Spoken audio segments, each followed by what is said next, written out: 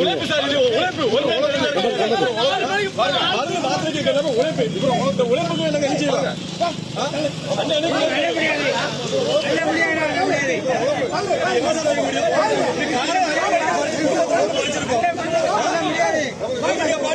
ஒவ்வொரு விவசாயிகள் மட்டும் பாதிக்கலாம். விவசாயிகள் இருந்து சங்கடப்படுறாங்க. என்ன சங்கடப்படுறாங்க? ஒரு மருந்து வகை கூட 2500 3000 ஆகுது.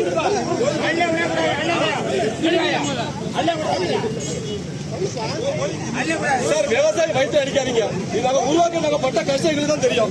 காலை 4 மணிக்கு குடும்பத்தோட இருந்து எல்லாத்தையும் பறிச்சு பிறக்கி கொண்டு வந்தோம்னா உட்கார வச்சுக்கிட்டு இன்னைக்கு எங்களுக்கு வாழ்வாதாரம் இன்னும் பொழுது எங்களுக்கு ரொம்ப போச்சு.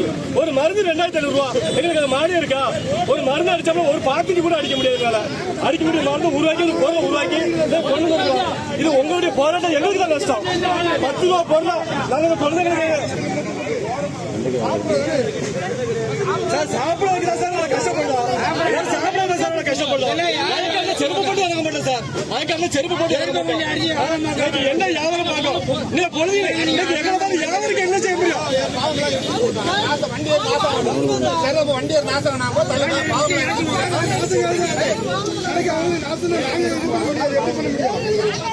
பொழுதுக்கு நாங்க என்ன சார் செய்வோம்? எங்களுக்கு வியாபாரம் பழகிருச்சு. இன்னைக்கு காலையில கொண்டு இருக்கேன். 6 நாள் பாடுபட்டாதான் இந்த பொருள் நாங்க உருவாக்க முடியும்.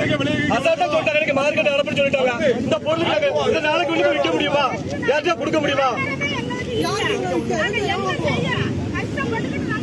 சார், தயவு செய்து விவசாயிகளை வாழ விடுங்க. விவசாயிக்குள்ள உரிமை தொகை தான் கிடைக்க மாட்டேங்குது. கிடைச்ச பொருளையாவது நம்ம கொடுக்க முடியாத அளவுக்கு இருக்குது. நீங்க பண்ணபடி ஒவ்வொரு வேலையும் நீங்க அங்க அமௌண்ட்டை ஏத்த அவங்க எங்கிட்ட விலையை குறைப்பாங்க. எங்கிட்ட விலையை குறைச்சு அங்க பொதுமக்கள் தான் ரேட்டை ஏற்றுவாங்க. நீங்க எங்கிட்டையும் விலையை குறைக்க ஏற்ற விட மாட்டியா?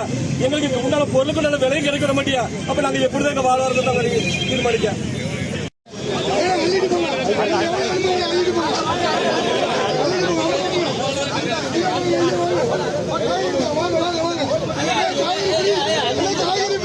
காய்கறி